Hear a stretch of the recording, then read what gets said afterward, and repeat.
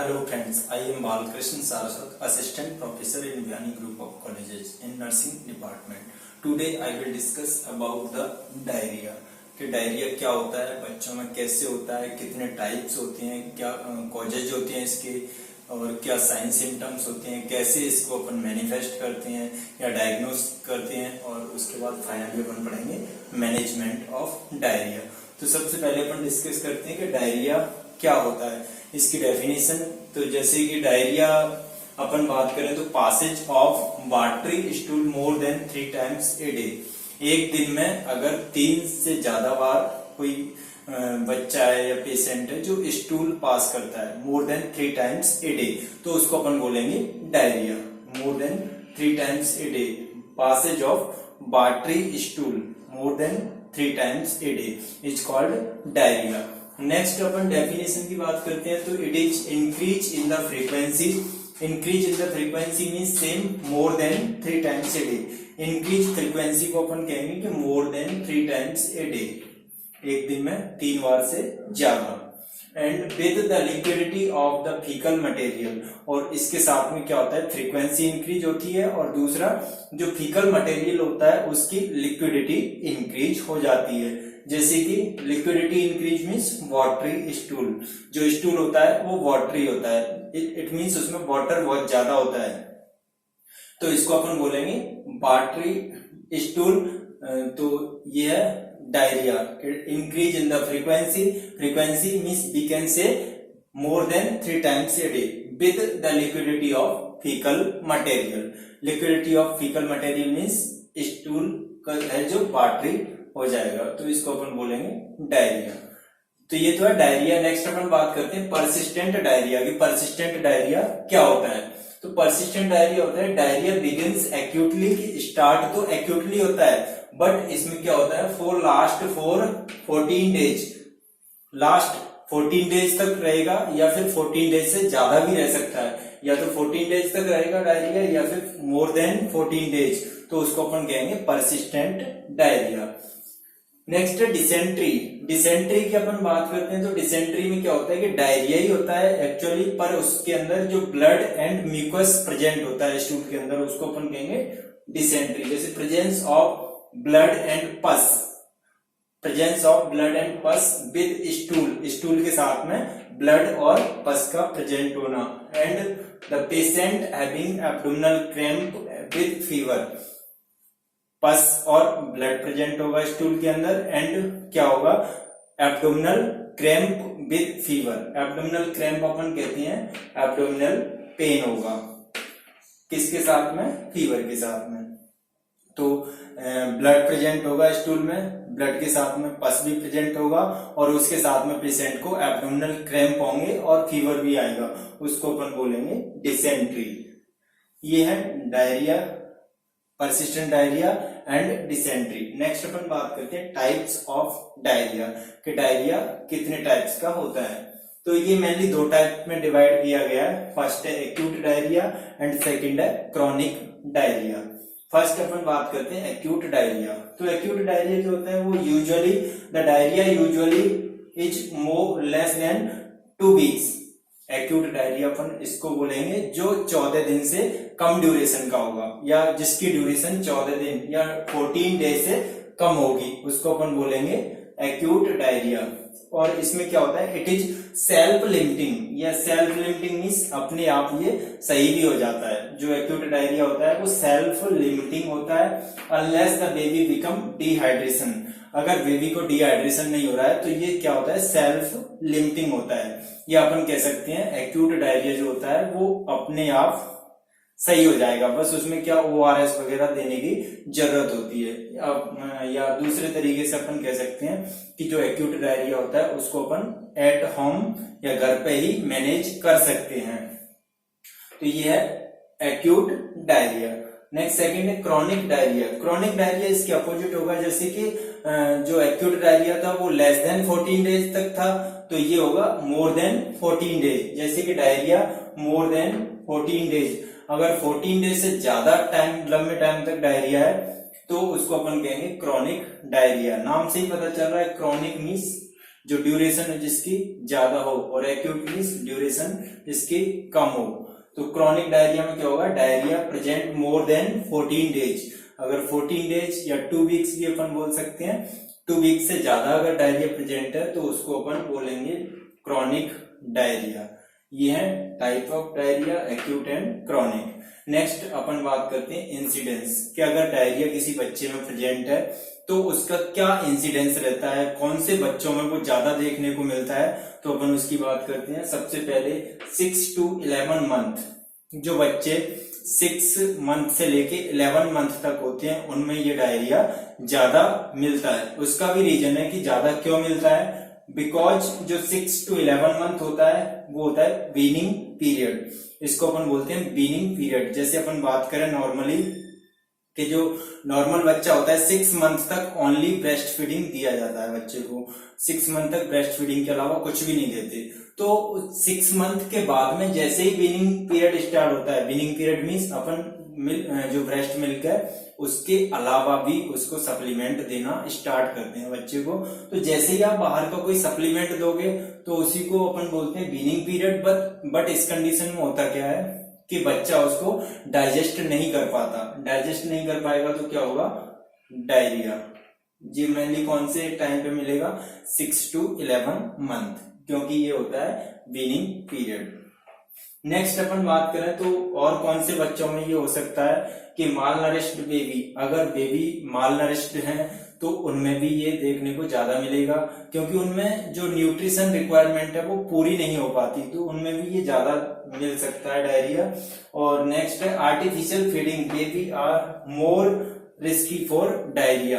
अगर किसी बच्चे को ब्रेस्ट मिल्क नहीं मिल पा रहा है और उसको आर्टिफिशियल फीडिंग दी जा रही है बाहर से, जैसे आर्टिफिशियल फीडिंग देते हैं और उसको ब्रेस्ट, वैसे तो अपन बात करते हैं तो ब्रेस्ट मिल्क या mother milk is better than other feeding, कि जो मदर मिल्क है वो ही सर्वोत्तम है, तो उसके अलावा अपन कुछ नहीं देते 6 मंथ तक। बट इसका अगर मान लो मदर को इलनेस है, कोई डिजीज है और मदर मिल्क अवेलेबल नहीं हो पाता, तो उस कंडीशन में क्या करना पड़ता है, अपन को आर्टिफिशियल फीडिंग देना ही पड़ता है बच्चे को।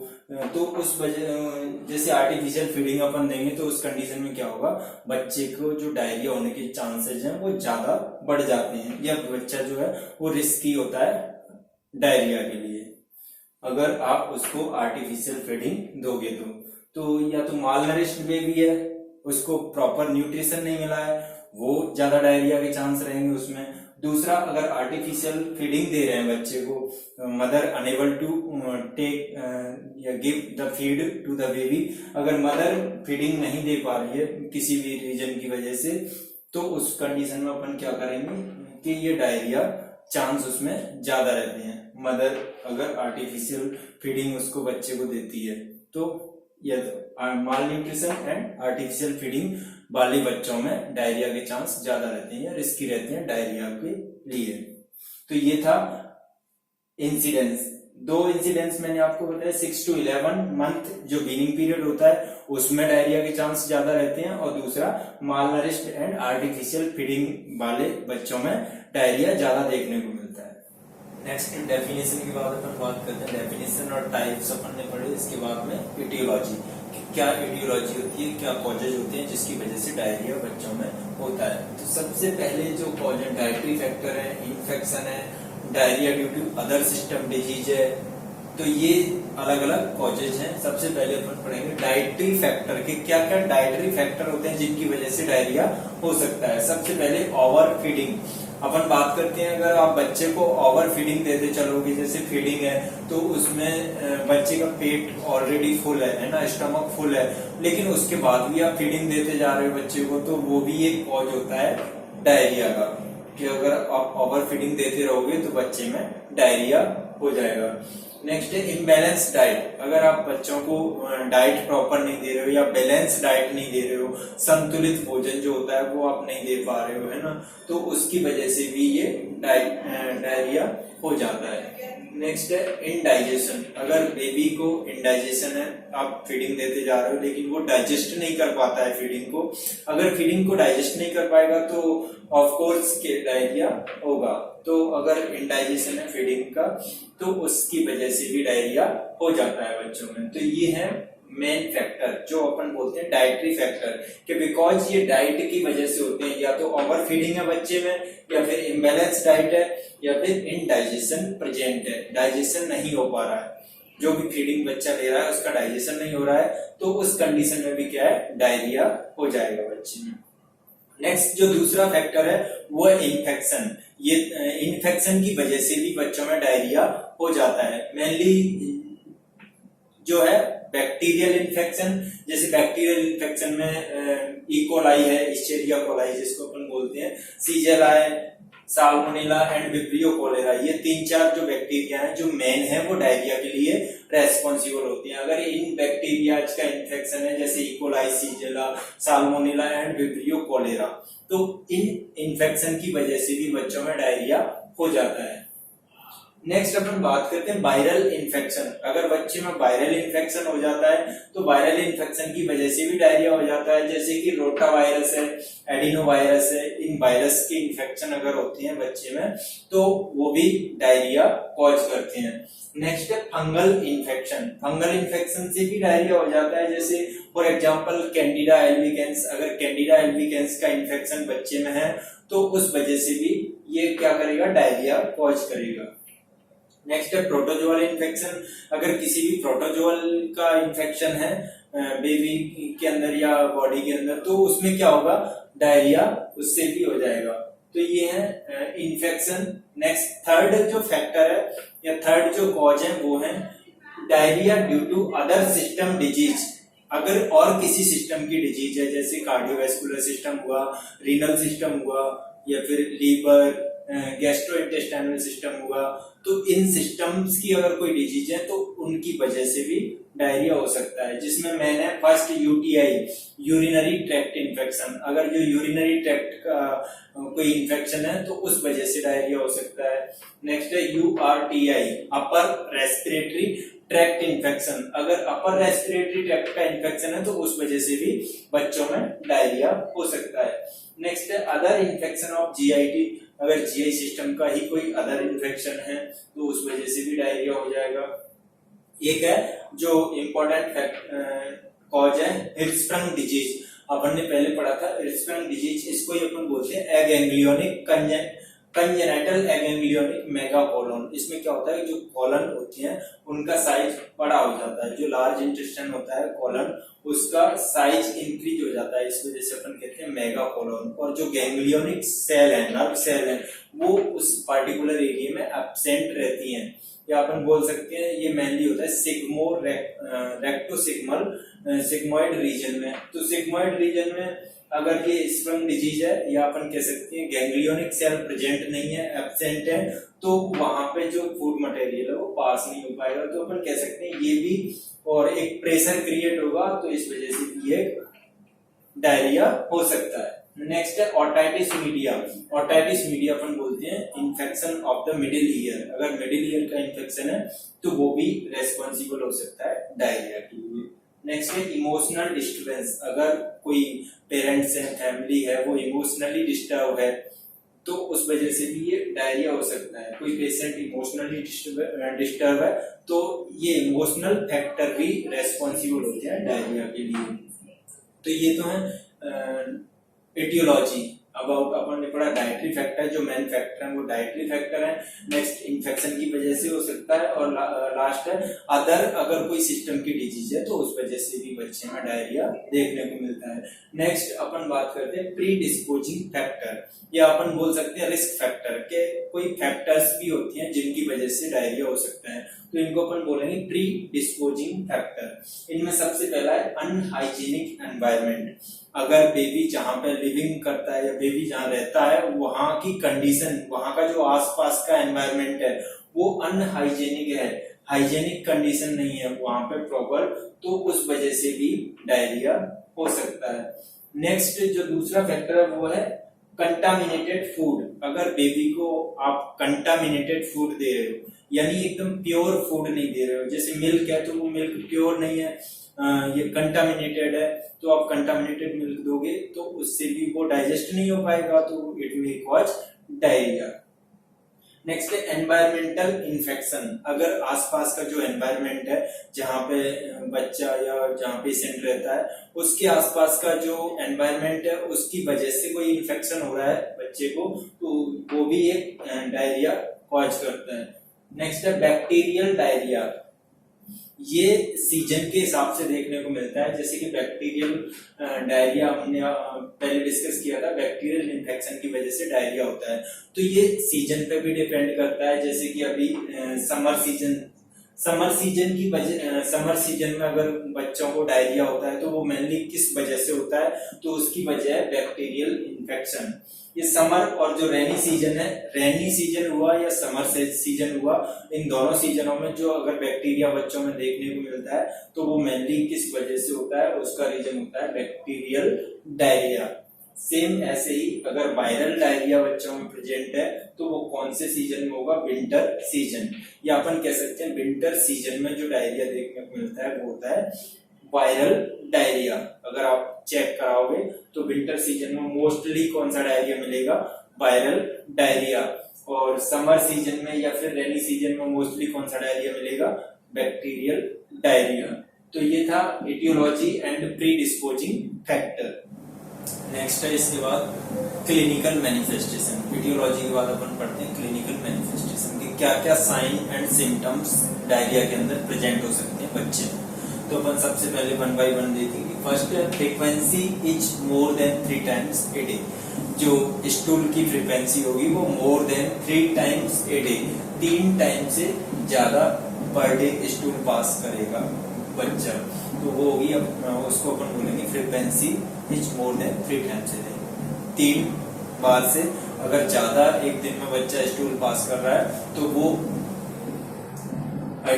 उससे अपन आइडेंटिफाई कर सकते हैं कि बच्चे में डायरिया प्रेजेंट है। नेक्स्ट है वाटरी और बेस कंसिस्ट इन स्टूल, जो स्टूल होगा उसमें वाटर बहुत ज्यादा मात्रा में होगा, एंड बेस अपन एसिड और बेस होता है तो उसमें बेस ज्यादा होगा। जो स्टूल का अपन कंसिस्टेंसी चेक करेंगे तो उसमें बेस ज्यादा मिलेगा आपको और वाटर ज्यादा देखने को मिलेगा, तो इससे आप आइडेंटिफाई कर सकते हो कि बच्चे में डायरिया है। तो ये एक सिम्टम्स होगा कि बहुत ज्यादा उसमें वाटर आ रहा है स्टूल में एंड बेस बहुत ज्यादा है, तो उससे वो होगा सिम्टम्स ऑफ डायरिया। नेक्स्ट है फीवर, बच्चे में फीवर देखने को मिलेगा and abdominal pain is also present and lethargy, जो बेबी होगा वो बहुत ज्यादा लेथार्जी होगा। नेक्स्ट है डिप्रेस फॉन्टानेल, जो बेबी के बच्चों के नॉर्मली फॉन्टानेल होते हैं, 2 anterior fontanelle and posterior fontanelle. तो जो फॉन्टानेल होता है ये एंटीरियर फॉन्टानेल पीछे की तरफ होता है, पोस्टीरियर फॉन्टानेल। तो जो फॉन्टानेल है अपन उनको डिप्रेस करेंगे तो आपको डिप्रेस दिखेगा, जैसे press finger by the finger आप प्रेस करोगे तो वो अंदर की तरफ डिप्रेस दिखाई देगा आपको फॉन्टानेल, एंटीरियर एंड पोस्टीरियर दोनों। नेक्स्ट है चेंज इन वाइटल साइन, कि जो बच्चे के वाइटल साइन है उनको अपन चेक करेंगे तो उनमें क्या क्या चेंजेस देखने को मिलेंगे साइन सिम्टम्स के अंदर, तो अपन चेक करेंगे। फर्स्ट है टैकीकार्डिया, टैकीकार्डिया आपको देखने को मिलेगा, टैकीकार्डिया मींस होता है increase in the heart rate, बच्चे की जो हार्ट रेट है वो बढ़ जाएगी इन द डायरिया के अंदर। नेक्स्ट है टैकिपनिया होता है increase in the respiration rate, diarrhoea के अंदर रेस्पिरेशन रेट भी बढ़ जाएगी। नेक्स्ट है हाइपोटेंशन, और बच्चे में हाइपोटेंशन हो जाएगा। हाइपोटेंशन होने का भी एक रीजन है क्योंकि वाटर पास हो रहा है स्टूल के थ्रू, बहुत ज्यादा वाटर या अपन कह सकते हैं फ्लूइड लॉस हो रहा है, और फ्लूइड लॉस होगा तो क्या होगा कि जो ब्लड का वॉल्यूम है वो बॉडी के अंदर कम रह जाएगा, इस वजह से हाइपोटेंशन होगा बच्चे के अंदर। नेक्स्ट है लॉस ऑफ बॉडी वेट, बच्चे का सिंपल बात है, अगर फ्लूइड लॉस हो रहा है, इलेक्ट्रोलाइट लॉस हो रहे हैं तो जो बॉडी का वेट है वो भी लॉस होगा। इसके अंदर भी 3 कैटेगरी बनाई है, 3 कैटेगरी होती हैं। उसमें उससे अपन आइडेंटिफाई कर सकते हैं कि अगर बच्चे में डिहाइड्रेशन प्रेजेंट है तो वो कौन सा डिहाइड्रेशन होगा। जैसे 5% लॉस ऑफ बॉडी वेट, अगर बच्चे का जो टोटल वेट है उसका 5% वेट लॉस होता है तो अपन उसको कहते हैं माइल्ड डिहाइड्रेशन।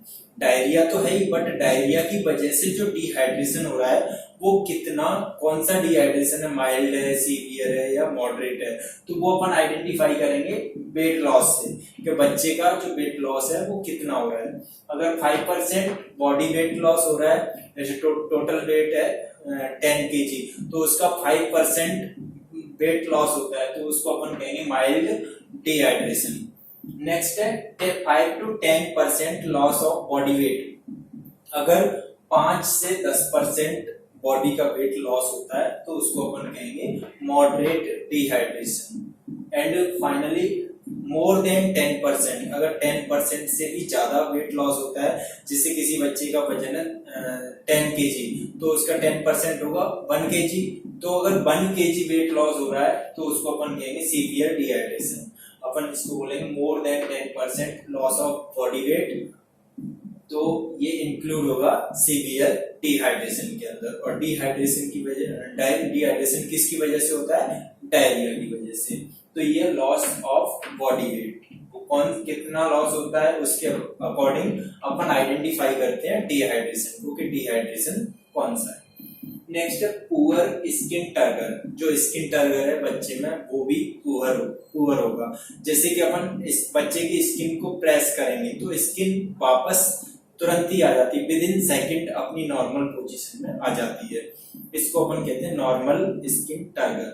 बट बच्चे में ये होता है पुअर, कि जैसे आप स्किन को कहीं भी प्रेस करोगे तो वो वापस अपनी नॉर्मल पोजीशन में आने में टाइम लेती है, जैसे तुरंत ही वापस नहीं आ पाती, उसमें 3-4 सेकेंड लगते हैं, तो उसको अपन कहते हैं poor skin turgor.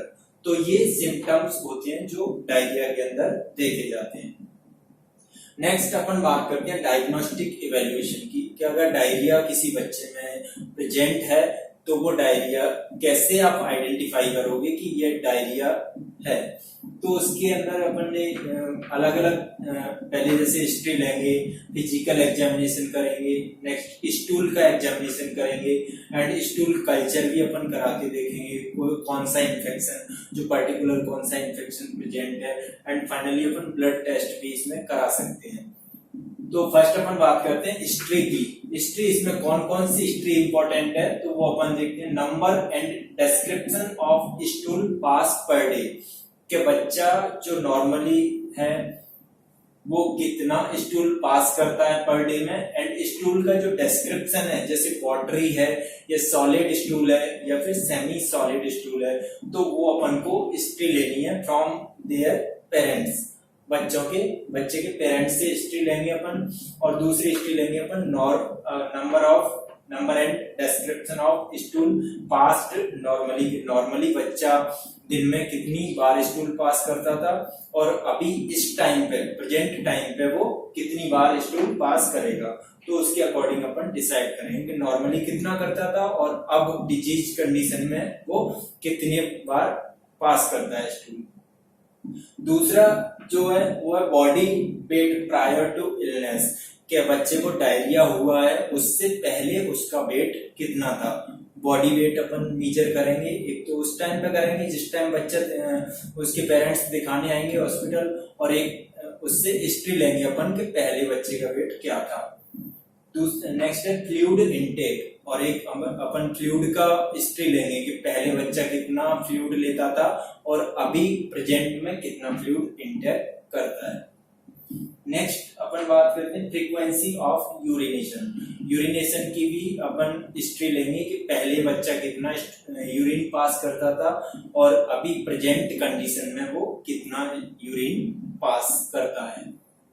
Next final अपन देखेंगे presence of fever and abdominal pain, कि अभी प्रेजेंट टाइम पे जब ये डायरिया प्रेजेंट है बच्चे के अंदर, तो उस टाइम पे बच्चे में कोई फीवर तो प्रेजेंट नहीं है या फिर एब्डोमिनल क्रैम्प है क्या। अगर एब्डोमिनल पेन है, फीवर है, तो ये भी डायग्नोस्टिक इवेल्युएशन या अपन कह सकते हैं कि डायरिया हो सकता है। Fever with abdominal pain and frequency of urination, fluid intake अपन चेक करेंगे, and body weight prior to illness and now, and number and description of stool pass per day normally और इन डिजीज कंडीशन। तो ये है history. अपन ये history बच्चे के जो पेरेंट्स हैं उससे अपन लेंगे। नेक्स्ट दूसरा है फिजिकल एग्जामिनेशन। अपन फिजिकल एग्जामिनेशन इवेल्युएशन देख सकते हैं आप, जैसे स्टूल एग्जामिनेशन अपन फिजिकली देख सकते हैं कि बच्चा फिजिकली कैसे दिख रहा है, नॉर्मली जो हेल्थ है उसकी वो कैसी दिखती है, तो अपन फिजिकल एग्जामिनेशन कर सकते हैं। दूसरा नेक्स्ट तीसरा है स्टूल एग्जामिनेशन। डायरिया में ये स्टूल एग्जामिनेशन बहुत ही इंपॉर्टेंट है कि क्या क्या अपन स्टूल के अंदर चेक करेंगे। तो सबसे पहले अपन उसका देखेंगे वॉल्यूम, कि जो स्टूल का वॉल्यूम है, अपन नॉर्मली ये तो कह देते हैं कि 3 से ज्यादा बार स्टूल पास करना पर डे उसको डायरिया कहते हैं, बट इसका वॉल्यूम कितना है वो अपन चेक करेंगे। उसी से आइडेंटिफाई होगा कि बच्चे को डायरिया है या नहीं है। तो वॉल्यूम देखेंगे। नेक्स्ट कंसिस्टेंसी देखेंगे कि जो स्टूल है उसके अंदर क्या क्या प्रेजेंट है, क्या क्या चीज उसमें प्रेजेंट है। नेक्स्ट अपन उसका कलर देखेंगे कि स्टूल का कलर कैसा है। कलर के बाद पीएच भी अपन आइडेंटिफाई करेंगे उसकी लैब में कि पीएच उसकी क्या है, बेसिक है या फिर एसिडिक है या फिर एल्कलाइन है। और presence of blood and mucus, mucus तो प्रेजेंट नहीं है या ब्लड प्रेजेंट है क्या, ये भी अपन स्टूल एग्जामिनेशन में आइडेंटिफाई करेंगे। तो स्टूल एग्जामिनेशन डायरिया के लिए, डायरिया को आइडेंटिफाई करने के लिए बहुत ही इंपॉर्टेंट है। उसमें अपन 4-5 चीज देखते हैं, वो भी सब इंपॉर्टेंट होती है। जैसे कि वॉल्यूम, अगर आपको वॉल्यूम पता होना चाहिए कि नॉर्मली पहले कितना था और अब कितना है। कंसिस्टेंसी भी अपन देखेंगे और कलर देखेंगे, कलर पहले कैसा था अब कैसा है। एंड पीएच भी अपन चेक करेंगे। And presence of blood and mucus present है क्या अभी रिसेंटली स्टूल में, ये ब्लड तो प्रेजेंट नहीं है। अगर ब्लड प्रेजेंट है तो उसी को अपन क्या कहेंगे, डिसेंट्री। ये है स्टूल एग्जामिनेशन। एंड एक है स्टूल कल्चर। अपन स्टूल का कल्चर भी करा सकते हैं। कल्चर क्यों कराएंगे कि it helps to identify the specific infection. मैंने एटियोलॉजी में आपको बताया कि जैसे वायरल इन्फेक्शन भी हो सकता है, बैक्टीरियल इन्फेक्शन भी हो सकता है, और प्रोटोजोअल इन्फेक्शन हो सकता है, फंगल इन्फेक्शन हो सकता है। तो पर्टिकुलर कौन सा इन्फेक्शन है उसको आइडेंटिफाई करने के लिए अपन क्या करेंगे, स्टूल कल्चर। अगर हमें पता चल जाएगा स्टूल कल्चर के थ्रू कि अगर बैक्टीरियल इन्फेक्शन है तो उसी के अकॉर्डिंग अपन ट्रीटमेंट देंगे, अगर वायरल इन्फेक्शन है तो वायरल इन्फेक्शन का ट्रीटमेंट देंगे, प्रोटोजोअल इन्फेक्शन है तो उसका। तो इससे क्या अपन फाइनली अपन को पता चल जाता है कि इन्फेक्शन कौन सा है, किस वजह से डायरिया हुआ है। तो अपन स्टूल कल्चर कराएंगे। और फाइनल है ब्लड टेस्ट। ब्लड टेस्ट से अपन ब्लड की पीएच पता कर सकते हैं, और हीमोग्लोबिन, बच्चे का भी हीमोग्लोबिन कितना है, क्योंकि डायरिया है तो उसमें फ्लूइड लॉस हो रहा है। फ्लूइड लॉस होगा तो हो सकता है उसका जो हीमोग्लोबिन है वो कम हो जाए। अगर कम हो जाए तो बच्चा एनीमिक हो सकता है। इस वजह से अपन को एचबी हीमोग्लोबिन भी देखना बहुत जरूरी होता है। एंड इलेक्ट्रोलाइट इम्बैलेंस भी अपन चेक करेंगे कि इलेक्ट्रोलाइट का इम्बैलेंस तो नहीं हुआ है बच्चे के अंदर। अगर इलेक्ट्रोलाइट का इम्बैलेंस है तो उसको अपन रिंगर लैक्टेट प्रोवाइड करेंगे। तो ये है डायग्नोस्टिक इवेल्युएशन। हिस्ट्री इसमें मेन है क्योंकि बच्चे को आप देखोगे और उसकी हिस्ट्री भी लोगे पेरेंट्स से कि पहले क्या था अब क्या। तो history, physical examination and stool examination, फिर स्टूल कल्चर अपन करेंगे, एंड फाइनली ब्लड टेस्ट करेंगे। नेक्स्ट है लास्ट ट्रीटमेंट ऑफ डायरिया कि अगर किसी बच्चे को डायरिया प्रेजेंट है तो उसका अपन क्या ट्रीटमेंट देंगे। तो सबसे पहले ORS, antibiotic and final diet therapy. First अपन बात करते हैं ORS की। ORS होता है ओरल रिहाइड्रेशन सॉल्ट। इसके अंदर क्या क्या कंटेंट्स होते हैं, वो होता है NaCl, सोडियम क्लोराइड, वो होता है 3.5 ग्राम। KCl बोलते हैं अपन पोटेशियम क्लोराइड, वो होता है 1.5 ग्राम। एंड सोडियम सिट्रेट होता है 2.9 ग्राम। एंड फाइनली ग्लूकोज होता है 20 ग्राम। और इसको अपन 1 लीटर वाटर में डिजोल्व करेंगे, 1 लीटर डिजोल्व वाटर में डिजोल्व करेंगे तो ये बन जाएगा ओरल रीहाइड्रेशन सॉल्यूशन, और उसको अपन बच्चे को पिलाएंगे। तो उससे क्या है, इलेक्ट्रोलाइट बैलेंस रहता है और जो डायरिया है उसमें जो फ्लूइड लॉस हो रहा है उसको मेंटेन रखता है ओआरएस। तो ओआरएस अपन देंगे। उसके बाद अपन अगर कोई इंफेक्शन की वजह से डायरिया हो रहा है तो उसमें अपन क्या देंगे, एंटीबायोटिक्स। एंटीबायोटिक्स में मेनली एम्पिसिलिन अपन दे सकते हैं, सेफ्ट्रिएक्सोन दे सकते हैं और मेट्रोनिडाजोल अपन दे सकते हैं। ये है एंटीबायोटिक थेरेपी। एंड एक होता है डाइट थेरेपी। डाइट थेरेपी बहुत ही इंपॉर्टेंट है। ये क्यों इंपॉर्टेंट है, क्योंकि इसमें अपन को घर पे मैनेजमेंट कर सकते हैं, management at home. Diet therapy अपन घर पे ही बच्चे को दे सकते हैं। तो इसमें सबसे जो मेन है, दलिया देंगे बच्चे को, खिचड़ी देंगे एंड राइस। अगर बच्चा की जो एज है वो मोर देन 6 मंथ है, 6 मंथ से पहले अपन ये नहीं दे सकते हैं दलिया खिचड़ी वगैरह, बिकॉज जो 6 मंथ तक होता है उसको ओनली ब्रेस्ट मिल्क दिया जाता है, only breast milk, mother milk. तो दलिया खिचड़ी राइस ये अपन देंगे मोर देन 6 मंथ एज वाले बच्चे को। और अपन बात करते हैं फीडिंग। अगर मान लो बच्चा अपन कोशिश करेंगे कि मदर मिल्क ही बच्चे को दिया जाए, बट अगर बच्चा unable to take mother milk या unable to breast feeding, then अपन क्या करेंगे, काउ मिल्क अपन बच्चे को दे सकते हैं। काउ मिल्क जब भी प्रेफर करेंगे जब बच्चे को ब्रेस्ट मिल्क प्रॉपर नहीं मिल पा रहा है, या mother unable to take breast milk to the baby, या mother unable to breast feeding for the baby. अगर बेबी को ब्रेस्ट फीडिंग मदर नहीं करवा पाती है तो उसी कंडीशन में अपन काउ मिल्क को प्रेफर करेंगे, वरना mother milk is very important for the baby. Baby को अपन 6 महीने तक तो सिर्फ और सिर्फ मदर का ही मिल्क देते हैं। बट अगर मदर मान लो कोई इलनेस है मदर को, या फिर कोई डिजीज है या और कोई प्रॉब्लम है जिसकी वजह से मदर बच्चे को फीडिंग नहीं दे सकती है, तो उस कंडीशन में अपन काउ मिल्क दे सकते हैं। तो तीसरी जो मेन चीज है वो है अपन फीडिंग फ्रिक्वेंटली देंगे बच्चे को, जैसे आधा घंटे की 30-30 मिनट के अंतराल पर देंगे या 30 मिनट इंटरवल। और स्मॉल फीडिंग देंगे। स्मॉल से क्या होगा कि बच्चा उसको जल्दी डाइजेस्ट कर लेगा। तो small and frequent feeding, small feeding देंगे बच्चे को, बहुत कम मात्रा में फीडिंग देंगे और जल्दी देंगे। उसका जो इंटरवल है वो अपन जल्दी देंगे, जिससे क्या होगा वो डाइजेस्ट करने में उसको इजी रहेगा। जैसे अपन बोल सकते हैं मान लो 100 ml दिया 30 मिनट के इंटरवल में, तो फिर 30 मिनट में ऐसे अपन जो इंटरवल है वो जल्दी देंगे बच्चे को, और फीडिंग है वो स्मॉल क्वांटिटी में देंगे। तो ये है डाइटरी मैनेजमेंट या डाइट थेरेपी। तो ये हमने पढ़ा ट्रीटमेंट ऑफ डायरिया। उसमें ओआरएस था, एंटीबायोटिक थी, अगर कोई इन्फेक्शन है तो एंटीबायोटिक देंगे। ओआरएस अपन जो फ्लूइड को मेंटेन करने के लिए देंगे, जो इलेक्ट्रोलाइट इम्बैलेंस है उसको मेंटेन करने के लिए देंगे। एंड फाइनली डाइट थेरेपी में अपन कोशिश करेंगे कि मदर मिल्क ही बच्चे को मिले, और अपन इसमें दे सकते हैं ब्रेस्ट मिल्क के अलावा cow milk. Thank you so much for watching my video. Please like, share and comment and also subscribe.